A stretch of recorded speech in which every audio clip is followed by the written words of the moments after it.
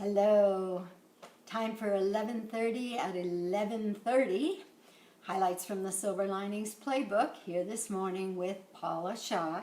And let me remember to push my timer this time so I will keep my promise to you of delivering 11 minutes and 30 seconds of some kind of uplifting content, because Lord knows if we turn on the TV or the internet or anything, there's plenty of disconcerting news.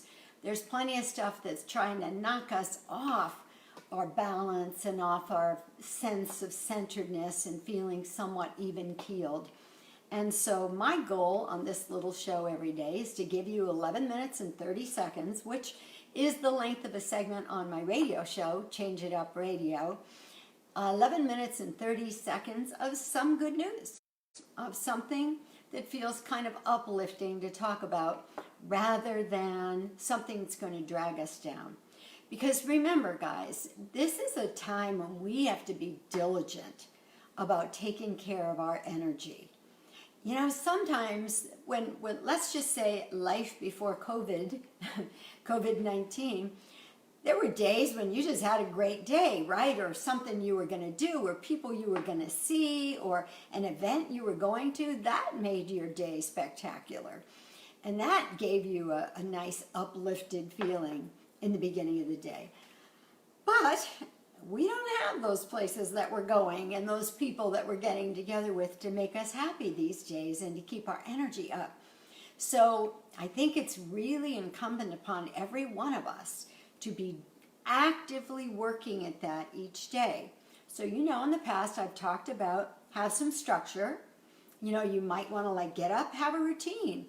Do you exercise? Do you go for a walk? Do you meditate?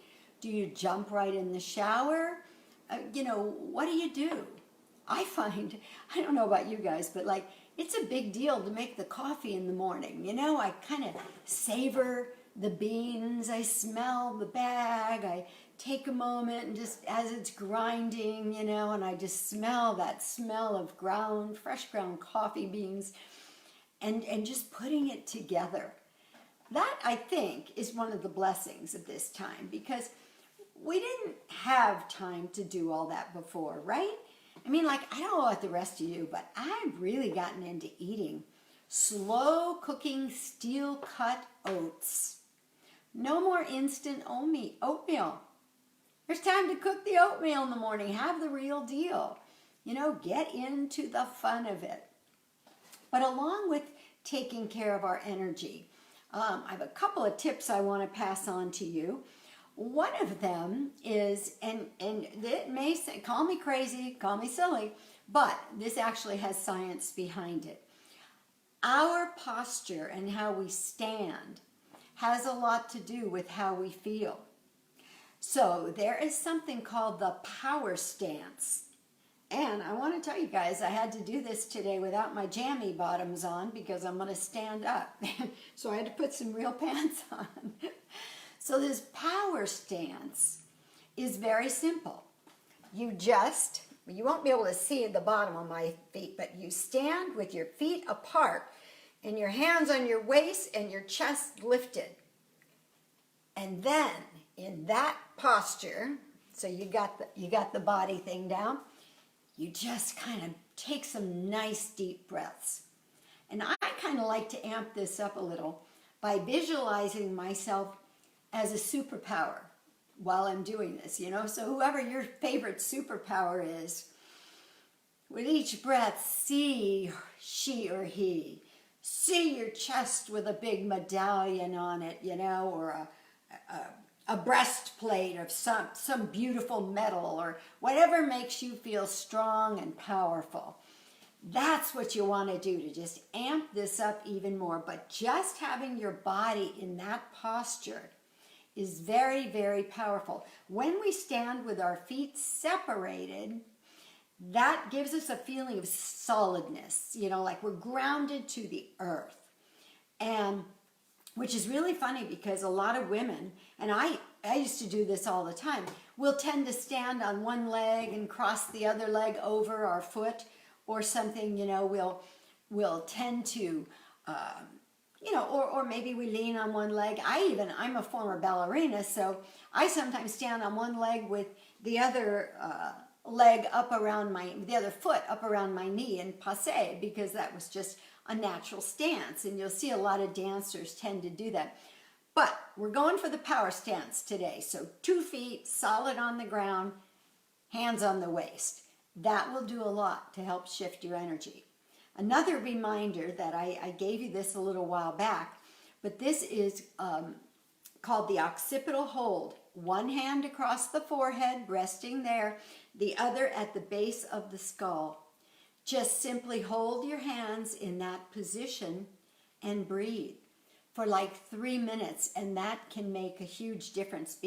And why? Because we're always putting electrical output out from our fingers and our palm chakras, and we have sensitive spots on the forehead and at the back of the skull. So we're actually electrically charging those spots, and that can do a whole lot to make you feel more at ease or just less worried about things.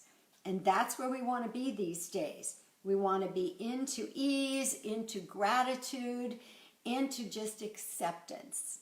So the more we can do those things, the better. Okay. Oh, my favorite moment from yesterday, separate from my time with you, of course. I received a video of the most precious children, 700 children in Italy, singing Nessun Dorma with full orchestra, only all from their own homes. You can see it's all these like little Zoom screens put together. The most beautiful, touching thing. I'm going to find a way to get it onto this page so you can see it here as well. But oh my goodness, I watched it 4 or 5 times and I cried every time. So see if you can find that and look for it here on my Paula Shaw Facebook page. Okay, now let's see where we are time-wise here. Okay, good. So yesterday we talked about the fact that everybody on the planet right now is a griever, because we have all, to some degree or another, lost life as we knew it. And we talked about how important it is when you're talking to somebody who's experiencing sadness or grief or any kind of emotional upset, that it's important to say certain kinds of things. And those things we talked about yesterday come more from the heart. Remember, when somebody's hurting, it's your humanity that they want you to share, not your database. When we come from the head and we're sharing intellectual knowledge, what we're saying may absolutely be true, but it doesn't mean it's going to be helpful to a person who's in an emotional state. We all know the head and the heart are very separate things, or we'd all probably have made better decisions about certain relationships in our life. Guilty as charged. Anyway, so when we're in a heart place, we cannot be helped by a lot of intellectual information. What we want is to feel that somebody's actually connecting with us as another human being. So we talked about yesterday kinds of things to say, like, this must be a confusing time. How's it going for you? Or, so many people just feel insecure right now. What are you feeling? I know that, that kind of thing. I don't know what to say. My heart is so with you. I know this is not an easy time. And then let the person talk. That's the whole idea, to get them talking. But today, I thought we'd have a little bit of amusement, but these are actually true things from this book that I wrote, Saying the Right Thing When You Don't Know What to Say. So today we're going to go over a bit of the list of what it's not helpful to say. So here are some things that are not helpful. Oops. I was looking at that and I thought, well, that's helpful, but I'm on the wrong page. Okay. I know it's tough, but you're not the first person this has happened to. Probably true. Intellectual information, not helpful. You're young, you have plenty of time to find another relationship or to live the rest of your life. You know, this lockdown's not the worst thing. Or, well, this is really a blessing. You mustn't be selfish about your position here or what's happening to you. And then, of course, this is always a good one. A lot of you moms and dads have heard this. You have to be strong. You have to hold yourself together for the children. Oh, my Lord. And then, you know, some of the favorites like, you know, just looking at somebody and saying, yeah, I hear you're not doing too well. I hear you're not taking this very well. Or, I hear quarantine's really got the best of you.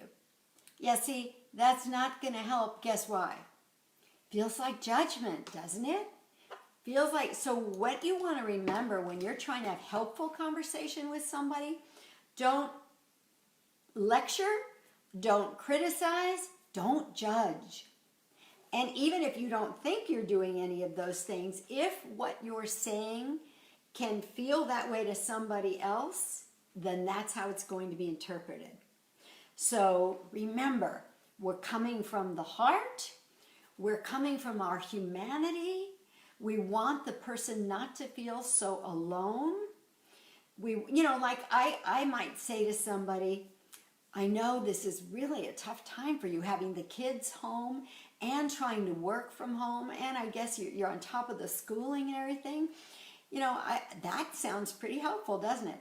But if I were to say something like, sure glad that I don't have to deal with that. My kids are gone. It's me and my computer.